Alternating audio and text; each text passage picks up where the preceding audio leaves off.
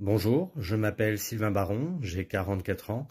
Je me présente à la députation sur la liste européenne France Libre, qui est portée par Francis Lalanne et Dieudonné. Le RN et la France Insoumise, qui sont l'opposition à débile. C'est le hochet pour crétins qu'on présente constamment dans les médias, parce que ces gens-là ne cessent d'exciter les passions en fonction des sujets, mais surtout sont des européistes.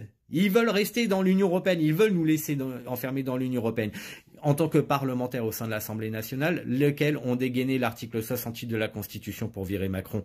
Ils ont joué les opposants? Non, ils mangent à la gamelle comme les autres. Le RN, c'est de l'opposition fantoche. L'AFI, c'est aussi de l'opposition fantoche parce qu'ils n'ont toujours pas clarifié les questions sur la sortie de l'Union européenne et ils nous font chier avec leur délire wokiste et pro-immigration. Ils ne veulent pas être d'accord avec ça. Si on faisait un référendum aujourd'hui en France sur la question migratoire où la question serait très clairement, radicalement posée, vous voulez renvoyer tous les immigrés illégaux, voulez-vous tarir les flux migratoires illégaux sur la France avec des politiques drastiques?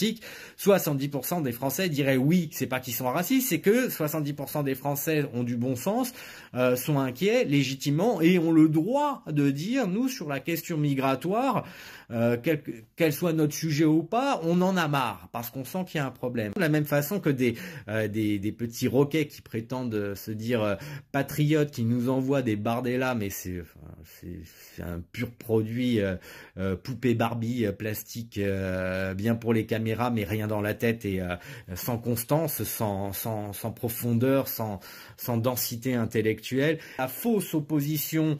Hein, et cela, j'ai encore plus de colère contre ces gens-là, parce que faire semblant d'être des opposants et être en fait des petits larbins des mêmes intérêts, c'est encore pire. Ces gens-là, en fait, moi je vous dis, hein, si vous êtes des gens qui êtes allés voter pour la FI ou pour le RN, ne prétendez pas être des patriotes, ne prétendez pas avoir des valeurs humanistes, ne prétendez pas avoir des valeurs sociales, ne prétendez pas vouloir défendre les intérêts de la France, ne prétendez pas ça parce que vous allez voter pour des gens qui sont des collabos.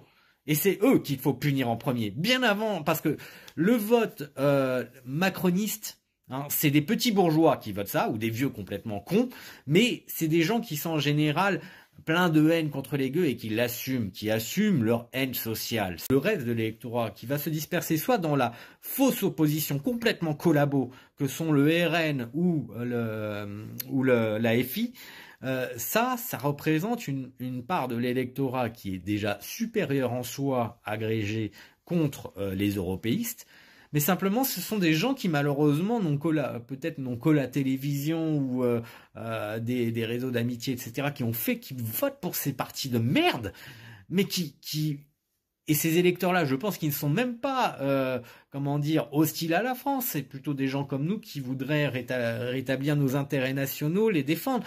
Mais je ne sais pas pourquoi, il y a une forme de bêtise en eux, de voir des gens qui sont dans des arguties, des sophismes, des discours creux qui visent à dire je suis social, je défends les intérêts, mais sur l'essentiel, non, je ferme ma gueule et non, on ne va pas sortir de l'Union européenne, on ne va pas se montrer offensif avec les moyens que l'on a en tant que parlementaire pour nuire très clairement à l'oligarchie régnante.